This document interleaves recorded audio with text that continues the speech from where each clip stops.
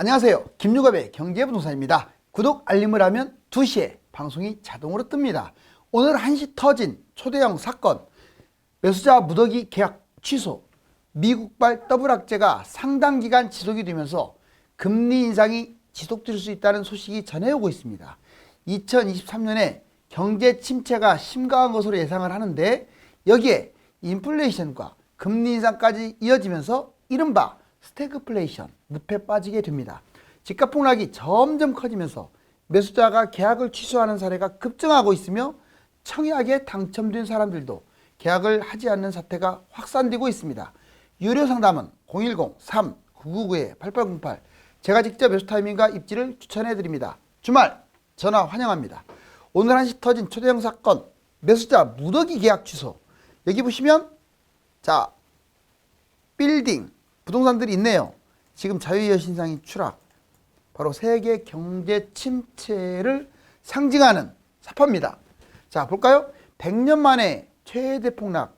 자, 혹자들은 100년 만에 최대 지금 폭락이 올 수도 있다라고 경고를 하고 나섰습니다.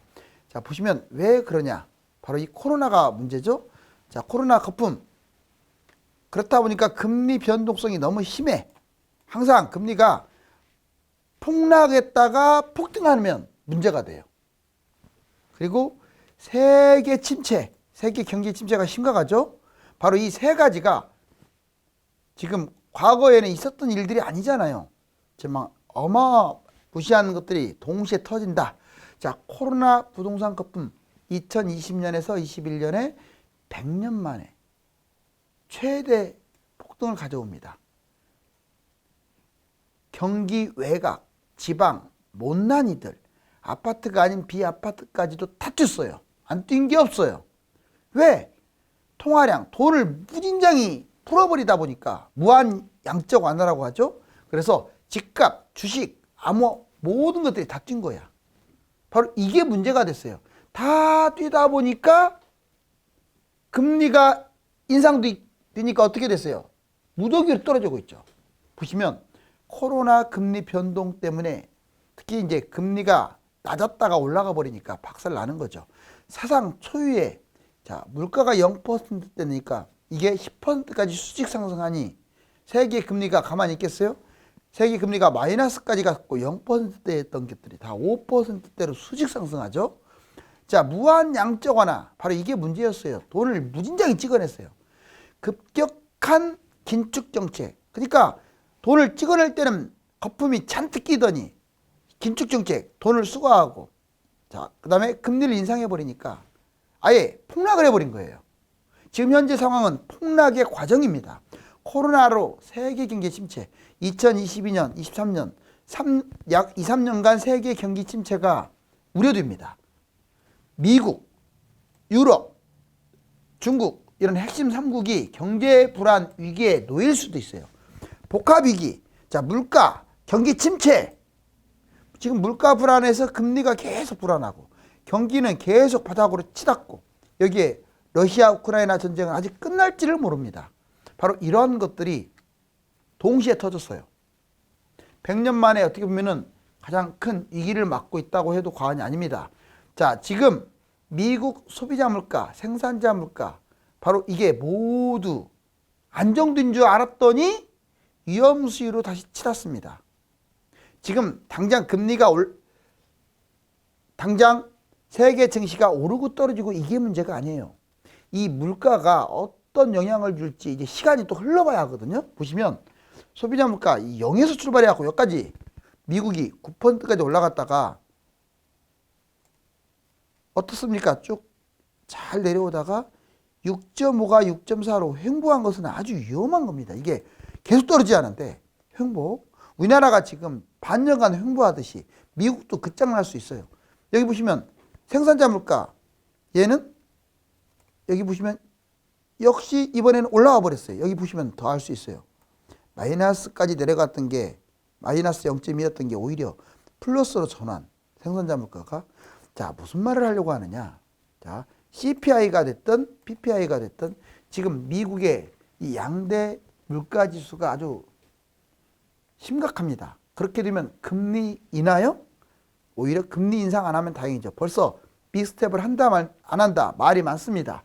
경제 침체, 3대 폭탄, 가계, 건설사, 이금융권 하필이면 이때 우리나라의 경제 침체를 가져오는 세 가지 폭탄 또는 그걸로 인해서 정말 위험한 상황에 놓일 수도 있어요. 뭐냐? 자, 금융불안 위기 단계 진입했다고 이미 여러 차례 한국은행이 경고를 했죠.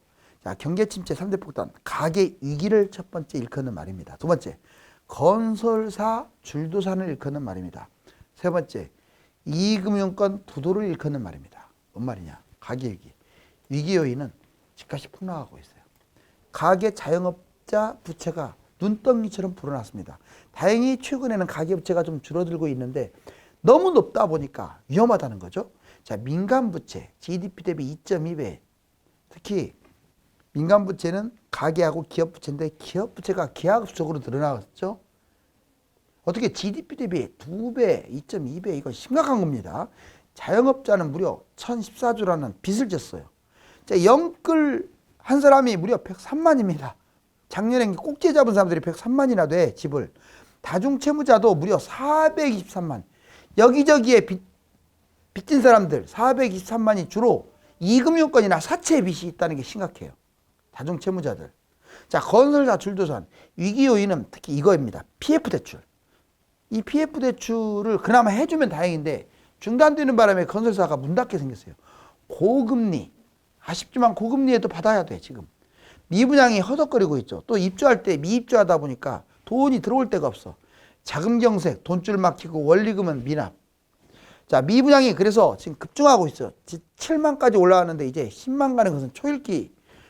집값 급락으로 미분양이 급증하게 되면 건설사는 부도나게 돼요. 제2금융권은 건설사와 연관이 됐기 때문에 부도 위험성이 높습니다. 자, 위기 요인은 건설사 부도, 특히 CDS 프리미엄 급증하고 있어요, 지금. 건설사 위기. 자, PF 대출 연체, 부실 급증. 더 이상 빌려주지도 못하고. 그러면 건설사 부도 나면 이금융권도 부도나고. 위험, 특히 저축은행, 신탁, 여전사. 자, 그리고 증권 캐피탈. 이런 것들이 상당히 지금 위험하다고 그래요. 경제 위기하고 여러분들 신도시 그 폭탄 물량이 만나면 어떤 일이 벌어진 줄 아세요? 먼저 대폭락합니다. 두 번째는 장기 하락합니다. 과거 역사상 항상 그래왔어요. 여기 보실래요?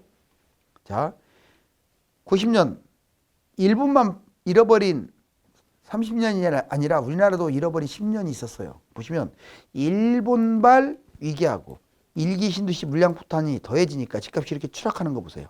이 파란 기간 거의 5년 동안 추락했네요. IMF를 빼고라도. 자, 그 다음에 또 폭등했죠. 폭등했는데 너무 또 항상 폭등하니까 문제인 거지. 자, 미국발 문제가 터져요. 미국발에다가 이기 신도시입니다, 이번에는. 그러니까 이렇게 폭락하는 거 보세요. 자, 하락폭도 하락폭이지만 장기간 거의 5년 이상 폭락했죠, 이렇게. 그 다음에 이번에 엄청나게 또 뜁니다. 코로나가 터졌습니다. 이번에는 3기 신도시가 여기 있죠. 자, 3기 신도시랑 코로나가 만나기 때문에 역시 폭락하면서 장기 폭락.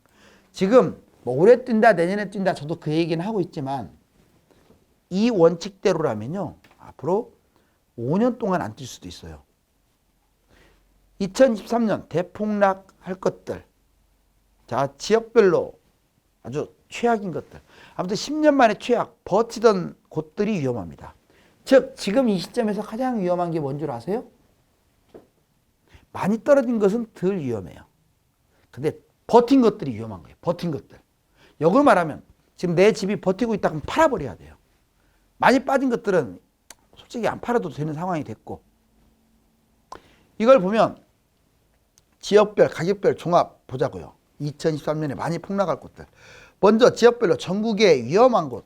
즉 작년에 버틴 곳들이 올해 많이 빠지는 건데 거기가 어디냐? 서울입니다.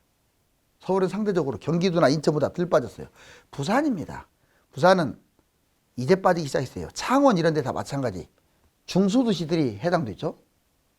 서울에서 위험한 곳은 강남, 서초, 용산, 그리고 한강 라인의 구들, 뭐 마용성광, 밑에 강서구, 양천구, 동작구, 쭉 강남 3구 포함해가지고 강동구까지 쫙. 이렇게 한강 라인에 상대적으로 덜 빠졌는데 지금 엄청나게 빠른 속도로 무너지고 있죠. 기타 위험한 곳은 어디냐?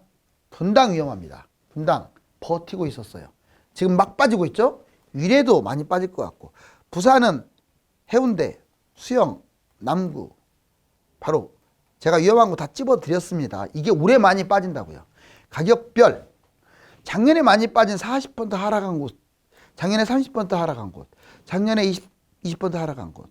자, 이거 보자고요. 40% 하락한 곳은 2023년에 추가로 떨어져 봤자 10에서 20%. 그런데 30% 떨어진 곳들은 20에서 30. 20% 이내로 떨어진 것들은 3, 40% 폭락할 가능성이 커요. 이건 거의 유력해 보여요. 왜? 똑같이 떨어지는 거예요. 항상. 바닥을 한 50% 정도로 감안했을 때, 자, 종합적으로, 자, 유형별로 위험한 거, 재건축이 위험합니다. 버텼거든요. 그동안에 안 빠지고. 재개발도 그렇고. 신도시, 많이 빠진 곳 말고 안 빠진 신도시들이 폭락하겠죠. 이번에 평형별로 소형은 많이 빠진 것 같아요. 대형이 위험합니다. 대형이 거래가 안 되다 보니까 버틴 것처럼 보여요. 근데 지금부터는 아주 많이 빠질 거예요. 특히 강남의 대형들 지금 너무 많이 버티고 있는데 얘들이 몰락할 가능성이 크다. 호재별 위험, GTX라든가 전철이라든가 산업단지, 이 호재로 많이 거품이 낀 곳들이 폭락할 위험성이 아직도 큽니다. 이제 2023년 이제 3기 신도시 밖에 있는 수도권 외곽은 조심하라. 또 지방도 조심하라. 여기 빨간 원이 3기 신도시에 이 안쪽으로 거의 다 들어와요. 거의 일부만 밖에 있고. 그런데 이 밖에 위치한 가뜩이나 이 안에도 2기 신도시가 많은데 3기 신도시하고 택지지구가 한 40군데 되는데 이게 여기 이게 서울이네요. 여기 안으로 들어온다고 생각해 보세요. 그럼 누가 망하겠어요? 물론 당연히 이 여기에 있는 광주, 하남, 뭐 성남 이런 데도 망하겠지만 더 외곽이 더 위험하죠. 입지도 안 좋으니까. 자, 외곽 보자고요. 연천, 포천, 가평, 양평, 여주, 이천 이런 데하고 동두천, 양주, 파주, 그다음에 김포, 인천, 시흥, 안산, 화성, 오산, 평택, 안성 7번 지방 써놨네요. 당연히 3기 신도시만 또 못한 이 빨간 원보다도 못한 곳들은 더 위험하겠죠. 자, 여기 보시면 수도권 집값 폭락 지역 특징. 그리고 여기는 벌써 번호 먹인 곳들은요 지금도 많이 빠졌어요. 왜? 사람들이 여기부터 막 던져버리다 보니까. 근데 이게 바닥이 아닙니다. 서울에서 실거리가 멀어요. 금방 말했던 파주, 양주, 김포, 인천, 시흥, 안산, 그 다음에 화성, 오산, 평택, 안성. 자, 새 아파트 지나치게 폭등. 여기 특히 1번에서 6번까지 특징은 서울에서 거리는 멀면서 신도시다 보니까 새 아파트가 많아요. 거품이 잔뜩 꼈죠. 동탄투, 송도, 시흥, 김포, 파주, 양주. 지금 어때요? 대폭락하고 있죠?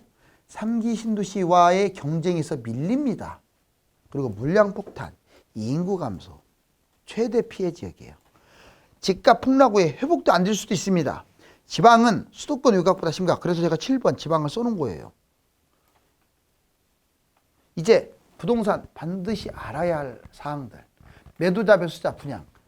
보면 매도자들이 꼭 알아야 할 거 확인. 하락 기간을 알아야 돼요. 내가 얼마나 빠졌는지. 하락폭 진짜 중요하죠. 그 다음에 기회비용. 이걸 손해보더라도 뭔가 득이 되는 것이 있다면 이걸 따져봐야 돼요. 매물. 여러분들이 매도를 할 때 주변 매물을 꼭 보세요. 제일 싼 매물을 보셔야 돼. 평균 매물이 중요하지 않아. 단지 내의 매물도 보셔야 돼. 같이 비교해서 내가 얼마만큼 내놔야 하느냐. 자, 힌트를 드리자면 지금 상황에서는 마이너스 30%는 내놔야 팔립니다. 그것도 무조건 팔린다는 보장이 없어. 그 안쪽으로 내놓으면 시간만 까먹어요. 집값이 계속 떨어지는데. 여기 보면 매물 제일 낮게 내놓으라고 제가 얘기하잖아요. 점검, 중개소 5곳에서는 내놔야 돼요. 인근 3곳하고 역세권하고. 중개 수수료 확 주세요. 두세 배 주세요. 리모델링 깨끗하게 좀 하고 파세요. 자, 매수자는 확인. 입지, 타이밍, 급매, 발전성을 따지면서 확인해야 돼, 이거. 매물 많은 곳들. 자, 반토막 떨어졌는지도 확인하세요. 거의 반토막 가까이 떨어졌어요, 지금. 또 추가 하락 위험성도 있으니까 그것도 보시고. 점검, 거주 여부, 대출 여부, 급매, 분양. 자, 이제 분양권, 미분양이 이제 지금은 분양 받지 말라고 제가 많이 말하죠. 왜? 급매가 지금 넘쳐나고 있고 미분양이 넘쳐날 것 같은데. 자, 여기 여러분들 금매, 분양, 분양권, 미분양 투자 조심하세요. 다만 금매가 가장 투자 우위입니다. 그리고 올 이제 여름 정도, 가을 정도 가면 분양, 분양권, 미분양도 좋은 곳들이 나올 거예요. 왜? 너무 많이 빠졌으니까. 2023년 이후 금매가 우선이라고 여러 번 말해요. 자, 분양이 차선입니다. 하지만 다 똑같이 빠졌을 때는 이제 비교해야겠죠. 자, 투자성 혜택. 10% 계약금으로도 할 수 있는 것들 많죠. 그리고 미분양 많죠. 또 전매 제한도 허용하죠. 이런다고 덥석 잡지 말라고요. 괜히 분양가에서 마이너스 1억 떨어질 수도 있어요. 자, 똘똘한 아채보다 임대주택 사업 10배 수익이 낮다. 똘똘한 아채 볼까요? 강남구 압구정 10억 갭투자. 한양 5차. 자, 여기 보시면 한양 5차가 2013년에 6월 10억이었어요. 10억. 자, 10억짜리 그냥 실거주했다고 칩시다. 한 개. 자, 10억이야. 봤더니 얼마까지 가느냐? 22년 3월 달에 매매가 31억. 오, 수익이 10억에서 31억. 21억 뛰었네요. 그런데 임대주택 사업을 냈어. 이 10억 가지고. 분당구 구미동 3천만 원 갖고 그때 갭투자 했어요. 21평. 2013년 9월 달 매매가 2.4억. 전세가 1.1억. 3천만 원이면 투자하네. 3천만 원 갖고 33개면 10억이네요. 그렇죠? 그러니까 압구정을 안 잡고 압구정 실거주를 안 하고 임대주택 사업을 냈더니 자, 어떤 일이 벌어졌느냐. 자, 하나가 2.4억에 잡았는데 세상에 10억이 갔어요. 그래서 6.6억 수익을 얻은 거야. 6.6억 하나가. 6.6억 곱하기 33개, 10억이니까 33개를 잡았더니 217억을 벌었어요. 어떻게 10억 갖고 217억. 이거 실화입니다. 실화. 이 사람은 겨우 20억 벌었는데 이 사람은 10배를 벌었네요. 이걸 정부가 또 추진하고 있어요. 이걸 또. 이런 거 하면 안 되는데. 역으로 말하면 돈 벌 기회네요. 자, 여기 보면 돈이 깔려 있죠? 2023년 부동산을 둘러싼 외적 요소, 즉 물가, 금리, 경제에 의해서 좌지우지 될 것이며 이에 따라 정부 정책과 주요 지표가 요동칠 수 있습니다. 감사합니다.